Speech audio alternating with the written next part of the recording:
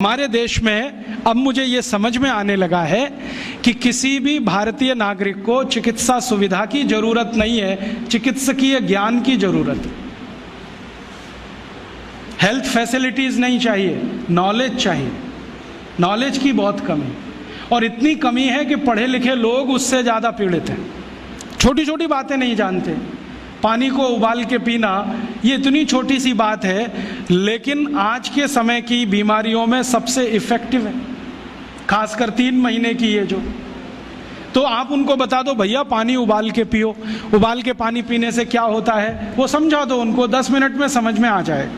फिर उनसे कहो कि खाना खाते हो तो कुछ ये खाओ ये मत खाओ, क्योंकि दिनचर्या ऋतुचर्या जो आयुर्वेद की है ना वो जरूर सीख लो।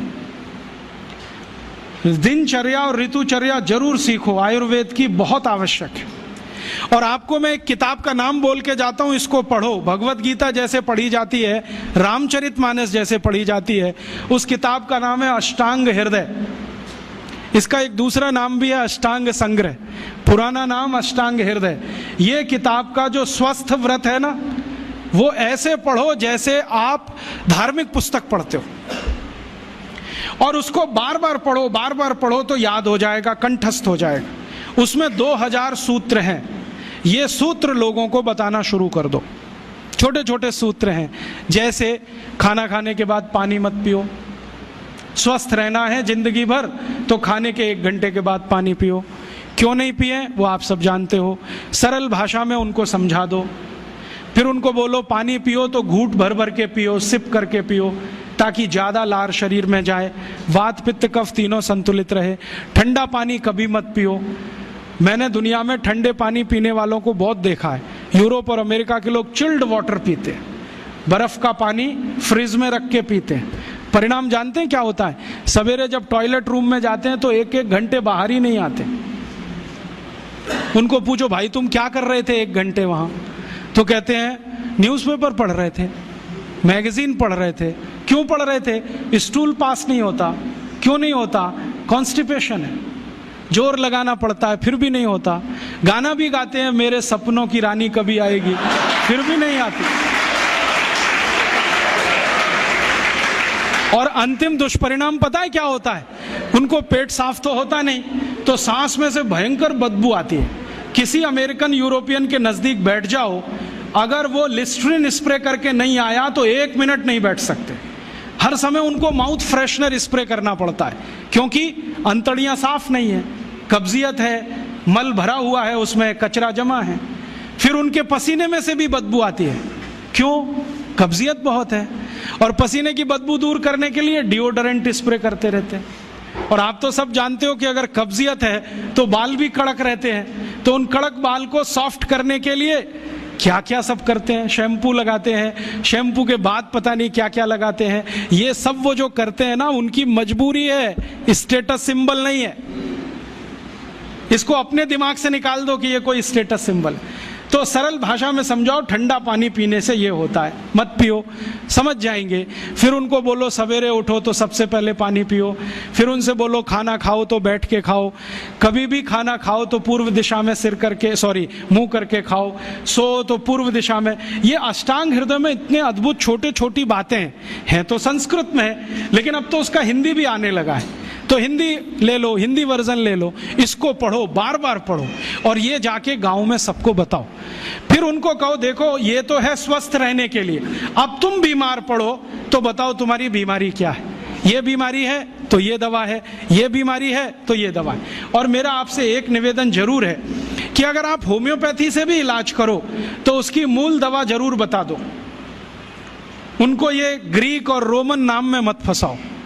आप कहोगे जी मैं तो ऑसीमम दे रहा हूँ, ये उनको कहो ये तो तुलसी का रस है भैया, तुम्हारे घर में फूलों से बनी हुई है, आसानी से मिलती है, जयपुर में मिलती है, दिल्ली में मिलती है। भंडारी वालों को अक्सर ऑर्डर दे के रखो, हमको इतनी भेजो। उनको जो पता चल गया कि आप प्रचार के लिए कर रहे हो तो मुफ्त में भी दे देंगे आपको।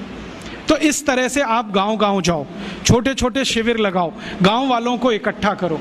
गांव वाले बहुत दुखी हैं, शहर वाले भी दुखी हैं। वैसे तो वो दुखी हैं, इसका यही सबूत है कि रामदेव जी आए जयपुर में सवेरे 4 बजे तो सब लोग पहुंच जाते हैं वहाँ। पैसा भी देते हैं, समय भी देते हैं। और 4 बजे रामदेव जी कहें टांग ऊपर उठा लो तो उठा लेते हैं, कहें सिर नीचे कर दो तो कर लेते हैं, ऐसे कर लो तो कर लेते हैं। क्यों? परेशान है, दुखी है, शरीर उनका साथ नहीं दे रहा है। और इतने दुखी हैं कि रामदेव जी तो क्या, कोई टिम्बकटू आ जाए उसी के सामने वो आ जाएंगे। और वो दुनिया भर में घूम के आते हैं अपनी अपनी छोटी छोटी बीमारियां लेके। तो इन जो दुखी लोगों का थोड़ा थोड़ा आप मदद कर दो इलाज के रूप में, ये सब आपके भगत हो जाएंगे। और ये भगत हो जाएंगे तो कहो आप भी प्रचार करो इसका, वो भी करें, आप भी करो, तो ये इतना तेजी से मल्टीप्लाई करेगा कि 2-5 साल में एलोपैथी का बाजा बज जाएगा। और बजा देना है अपने को। हाँ, ये संकल्प लेके चलो कि इनका बाजा हमको बजाना है। मैं बहुत जल्दी एक टीवी चैनल शुरू करने जा रहा हूँ एलोपैथी का बाजा बजाने के लिए। इनकी सब पोल खोलनी है मुझे।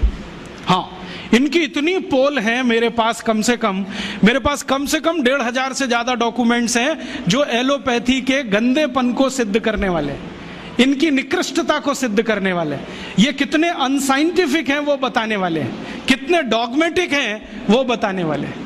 मेरे पास ऐसे बहुत इंटरव्यूज हैं बड़े बड़े डॉक्टरों के, वो कहते हैं कि हम कोई डायग्नोसिस नहीं करते, तीर मारते, लग गया तो ठीक, नहीं तो तुक्का।